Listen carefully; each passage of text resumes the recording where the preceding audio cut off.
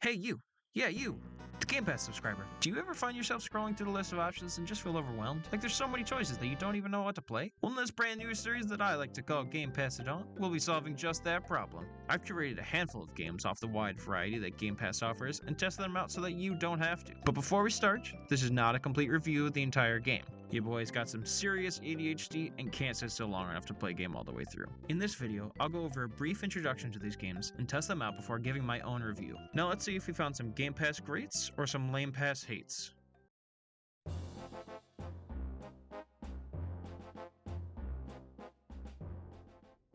First on our list of games is Cassette Beasts, a turn-based monster-capturing RPG by indie developer Raw Fury that hit Xbox in 2023. The game starts out with you making your own character and transporting you to an island in a new dimension. You make your way to the first town, but are stopped by a little trash crab before your first companion shows up, who gives you your first cassette beast and fights alongside you. You transform into the beast of your choosing, and after winning the fight, you pass out and wake up in the town where the story of the game is explained to you before you set off on your adventure. This game is very clearly and very heavily inspired by Pokemon, with the developers even stating that they intended this game to be for the kids that grew up with Pokemon, and now that they're adults, want a game with a little more depth to its mechanics and a little more challenge to its gameplay. Things like different status effects based on different types of attacks, being able to fuse two of your monsters together during combat, and having harder and more engaging boss fights. This game actually scored pretty high on Xbox, getting a 4 out of 5 from fans, with reviews like W Go Sheep with the Riz, good game, killed real estate agents, and best game, 10 out of 10. It's like Pokemon, because the fights are like Pokemon. Now what did I think from trying out this game? Damn, this is almost Pokemon. The game was definitely a Pokemon-like game, but it didn't try and act like it wasn't. It just tried to give you that nostalgia blast straight to the cornea and be a fun RPG. Now, I don't necessarily know if they did it better than Pokemon, but it definitely is a fun game with some good mechanics. Like when one of my monsters was plastic type, got hit with a fire type attack, it melted into toxic goo and became poison type. Or like when a metal type attack is used against an electric type monster, it gives it a group effect because now it's conductive. But as someone who has played Pokemon Infinite Fusion, my favorite part undoubtedly was the fusion mechanic. You don't get to do it super often because it's tied to a meter that fills up every time one of your monsters gets hit with an attack, but it felt so rewarding saving it up for just the right moment and seeing what the new fusion monster would be. You can even find mini bosses out in the wild that are monsters that are already fused and just hanging out like they're trying to assert dominance. The game also includes lots of little puzzles to solve throughout the world that can unlock shortcuts, open caves, and even pop open chests for you. A lot of these puzzles are solved with abilities you get from capturing different enemies, like in the tutorial stage, where after you capture a monster with wings, you can glide around in the overworld and reach areas you couldn't before. Now, while some people might not like that you have to backtrack once you get these new abilities, it didn't bother me at all. It was almost like you mixed the open world exploration of a game like Zelda with Pokemon. You can even romance your partner characters by completing their side quests and building up your relationship meter. Hell, you can even have those awkward first date coffee breaks with them and get the full single experience. But now, let's talk about some of the downsides. The world itself does feel a little empty overall, and while I understand that part of that is intentional because it's meant to be this strange dimension that everyone on the island has been transported to, it doesn't change the fact that most of the world doesn't really have much to be memorable, and I often found myself feeling lost like an abandoned child in the Mall of America. The other major complaint I have is about the characters. They aren't terrible, but they definitely aren't the most in-depth characters, and while they may become a little more in-depth over time as you build up your relationship meter with them, they start out feeling like a bad Tinder match giving you basic responses. And maybe it's just me, but god, I can't stand in RPGs when they don't give their characters actual voice lines and just have them make noises at the start of their dialogue. And that's not even talking about our side characters. Most side characters are more forgettable than that package of ham wedged in the back of your fridge, and don't really add much to the story other than being a quest marker to follow and being a way for the artists to show off their typical indie game character designs. However, I still had a blast with this game, and even came back after I was done recording so I could keep playing. I give this game a solid 8 out of 10 CDs, and I'll Game Pass it on to you.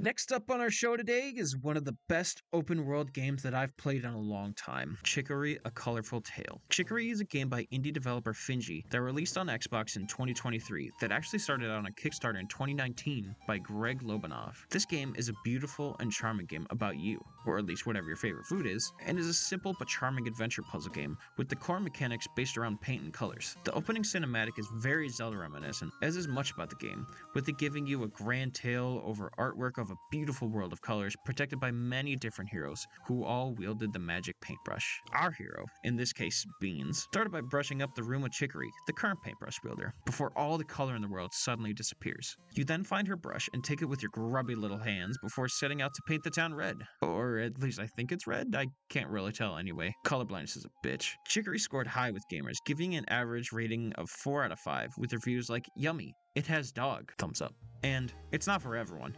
My testosterone wants blood. The game has you exploring the open world and solving puzzles with your paintbrush, which you control with your right stick while you run around with the left stick. Throughout the world, you meet lots of charming characters that often give you more and more details that flesh out the world and give you an idea of what it's really like to live as a dog called Beans. The game doesn't feature a lot of combat, but does feature boss battles that force you to use your brush to attack certain points while dodging around the boss's attacks, which often fill large portions of the screen. While you can die, you just respawn right away and pick up right where you left off. No restarting the boss fight, no lost progress, just keep going. While this may not be what the more hardcore audience is looking for people that just want to relax and enjoy a beautiful world where you can color to your heart's desire, this is definitely a plus. I will warn, however, from my experience, the boss fights can sometimes have a lot of flashing lights happening on the screen, especially if you keep painting everywhere, so if you're sensitive to flashing lights, I would definitely be careful of this. Regardless, this game was just beautiful. It immediately sucked me in and had me hooked the second I picked up the brush. I didn't think that I was going to enjoy this game nearly as much as I did, because I thought it would be too simple or too easy, and while it is relatively simple and easy, that's not a bad thing. Not every game needs to be the most hardcore, gory action of all time. Sometimes you just gotta stop and smell the roses, or paint your own donut. It even includes a co-op mode where the second player controls their own paintbrush, so you can have a friend or partner join you to help you solve puzzles, or mess you up as you try to solve them. You even get to dress yourself up with different outfits, and can set them so that they stay whatever colors you choose them to be, or leave them so they change depending on what colors you made the environment around you. I would highly recommend this game to anyone looking for a relaxing game to sink a lot of time into, and that enjoys coloring. I'd give this game a 9 out of 10 rainbows, and I'll definitely Game Pass it on to you.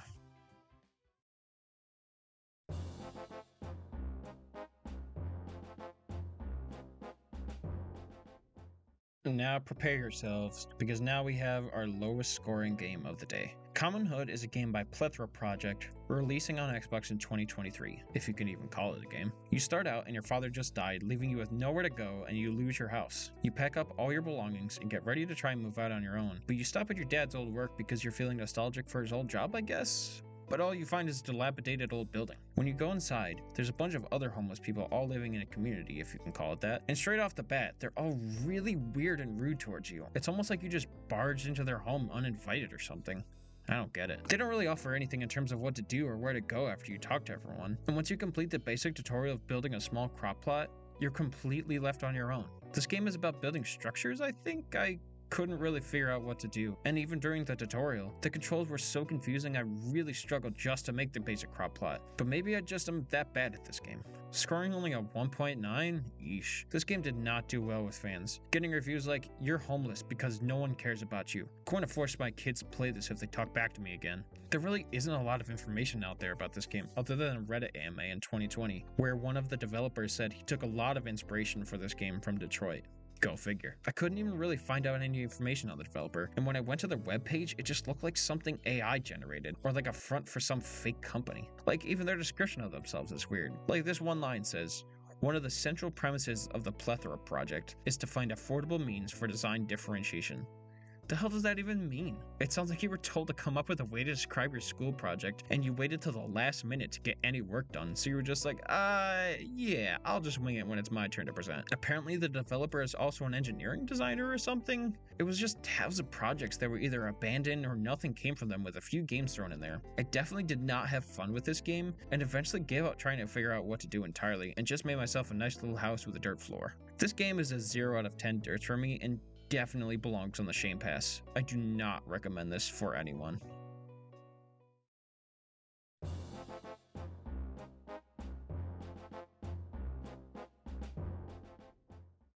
On to probably our most niche and yet most popular game, we have JoJo's Bizarre Adventure Battle Royale R, a remake of the PS3 game by Bandai Namco, released on Xbox in 2022.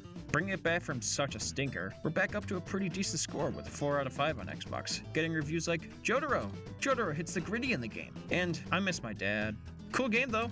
This game is definitely a little out of my wheelhouse, seeing as it's a fighting game and frankly I'm terrible at them. But for those looking to scratch that fighting game itch, or for those that have a love for anything JoJo, this is definitely the game for you.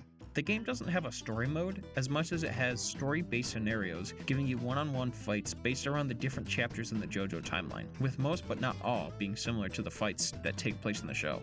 The highlight for many people, however, is the online multiplayer, with this game having a small but very dedicated fan base. The combos in this game aren't crazy complicated like Mortal Kombat, but they are satisfying to pull off and have very big and flashy animations with lots of things happening on the screen. The collector's edition of the game even came with a figure of Jolene Cujo for the hardcore fans. This game wasn't exactly my cup of tea, but I did still enjoy seeing the flashy moves and hearing the voice actors in the time I played. I'd give this game a 5 Buddhas out of 10, and while it's not my cup of tea, I will Game Pass it on to you.